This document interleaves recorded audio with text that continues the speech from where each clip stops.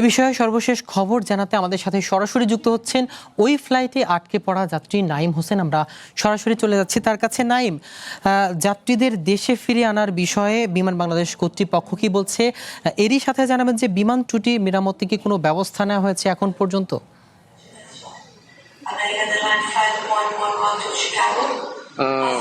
ধন্যবাদ আমার সাথে আবার যোগাযোগ করার জন্য।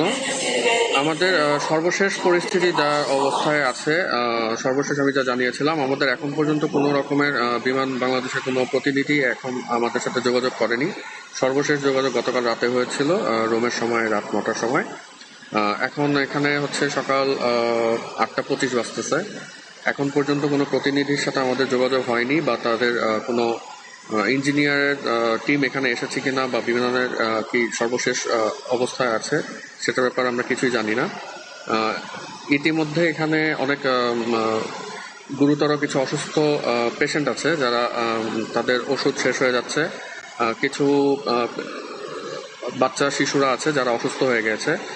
একজন রুগী আছে এখানে, ওনার লিভার সাইডের পেন শুরু হয়ে গেছে।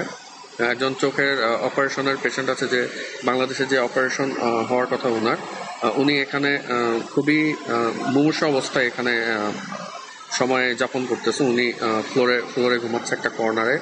ওনার খাবারের কোনো ব্যবস্থা নেই, ওনার খুবই স্ট্রিক্ট একটা ডায়েট ফলো করতে হয়। ওনার ডিম, দুধ বা আদার পুষ্টিকর খাবার খেতে হয়। সেগুলো কোনো রকমের কোনো ব্যবস্থা বা এখানে কোনো কিছুই এনশিওর করা হচ্ছে না। উনি আমি যেই খাবারটা দেখিয়েছিলাম আগে, যে সাদা রুটি, পানি, উনি এগুলোই খাচ্ছে। ওভাবেই হচ্ছে উনি ওষুধ খাচ্ছে, এবং কি ওনার ওষুধও শেষ হয়ে যাচ্ছে। আমি জানি না এখন পরবর্তীতে আমাদের সাথে কি হতে যাচ্ছে। ধন্যবাদ নাঈম আপনাকে।